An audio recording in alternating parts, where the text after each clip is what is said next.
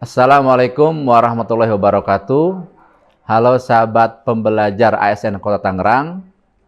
Bertemu kembali pada video pembelajaran Tangerang Government University, GAURFU.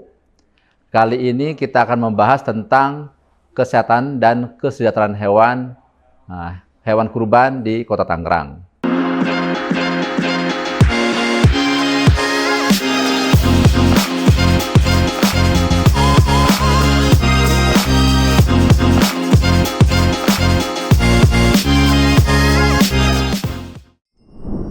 Adapun kami dari Dinas Ketahanan Pangan rutin selalu melakukan pengawasan serta memastikan hewan kurban yang ada di Kota Tangerang sehat semua. Dan ada beberapa hal yang perlu saya sampaikan pada kesempatan kali ini adalah kita akan belajar bagaimana memilih hewan kurban yang baik sampai dengan bagaimana manajemen pemotongan hewan kurban di setiap DKM. Perlu Bapak Ibu ketahui bahwa hewan adalah makhluk yang bernyawa, yang dapat berpindah dari satu tempat ke tempat lain. Dia peka terhadap rangsangan namun tidak berakal budi. Jadi walaupun hewan itu tidak berakal budi, tapi peka terhadap rangsangan. Kemudian saya tanya, atau mungkin ada pertanyaan, apakah dokter hewan, apakah pedagang, apakah peternak, pemotong, atau panitia, atau mungkin juru sembelih halal adalah seorang pelindung hewan? Jawabannya belum tentu, karena memang bagaimana mereka memahami, memastikan standar perlakuan yang benar terhadap hewan, dan harus mampu memahami landasan etika dan moral dalam memperlakukan hewan. Untuk itu, kita akan banyak belajar bagaimana memperlakukan hewan kurban dengan baik. Dalam berkurban ini ada dua makna dalam kegiatan berkurban. Pertama adalah ibadah pendekatan diri kepada Allah Subhanahu wa Ta'ala melalui media hewan yang disembelih. Yang kedua adalah ibadah sosial, di mana kita setelah memotong hewan kurban ada kegiatan pemberian daging kurban kepada sesama umat muslim. Nah, momen-momen ini pemotongan hewan kurban di Indonesia umumnya adalah dilakukan secara tradisional, serba darurat, kemudian apa adanya, dan kurang memperhatikan aspek hygiene sanitasi, kesejahteraan hewan, dan kesehatan lingkungan. Ini adalah 4 poin yang sering kita lihat di lapangan, di mana banyak sekali lokasi pemotongan yang terlalu apa adanya, sehingga tidak dipersiapkan dengan matang oleh para panitia hewan kurban, dan serba darurat.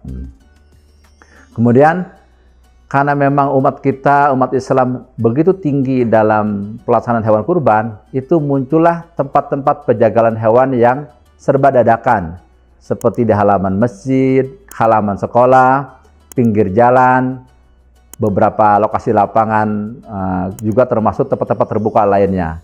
Maka timbullah masalah-masalah baru, diantaranya ketersediaan tenaga jagal atau juleha yang terbatas, tidak sebanding dengan lokasi pemotongan. Yang kedua, sudah dipastikan waktunya serentak, Insya Allah nanti kita akan memotong di tanggal 10 Zulhijjah, itu semua serentak akan memotong.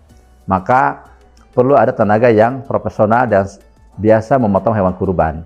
Sehingga akibatnya adalah muncullah tukang jagal yang baru, yang belum pengalaman, sehingga menyebabkan dan mengganggu kesejahteraan hewan.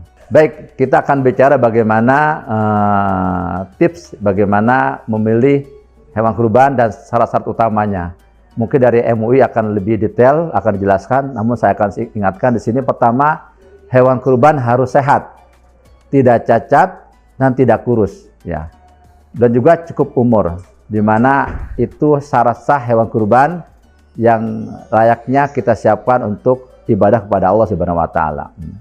Kemudian hewan yang kurban itu harus sehat. Apa ciri-ciri sehat? Yang pertama adalah gagah, berdirinya tegak, kokoh, kemudian kepalanya simetris, matanya bersinar, kemudian bulunya bersih, berperilaku normal, aktif bergerak, tidak loyoh gitu.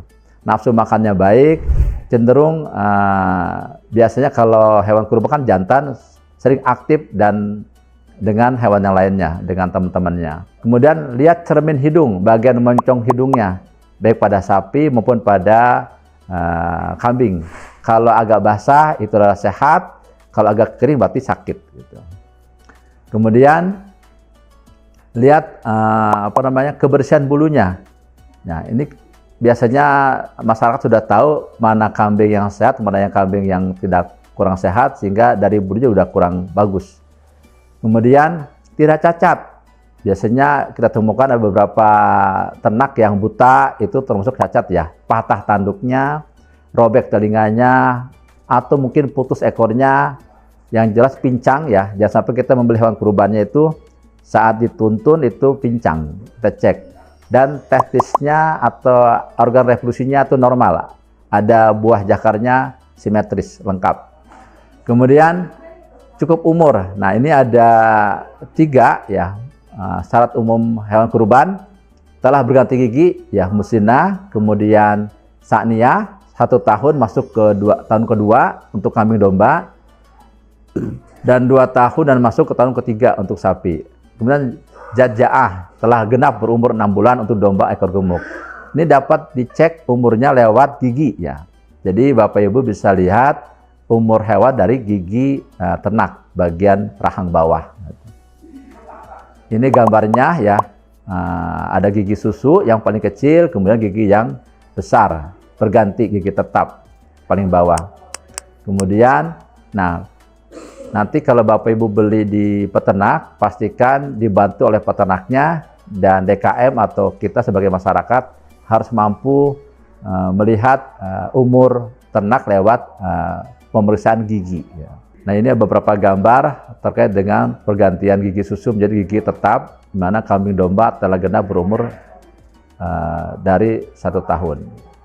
Tidak kurus. Nah, ini juga usahakan kalau kita membeli hewan kurban, cari sapi yang gemuk, jangan yang kurus. Cirinya tadi ada penonjolan tulang bagian iga ya, maupun tulang pinggang maupun tulang pinggul. Gampang kok kelihatannya kalau kurus, kantong perutnya itu agak basah, tanggalnya celong ya, artinya kurus. Nah, ini ciri-ciri klinis hewan sakit dan hewan yang sehat itu kalau bulu udah pasti, kalau sehat bersih dan mengkilap, kalau sakit kusam.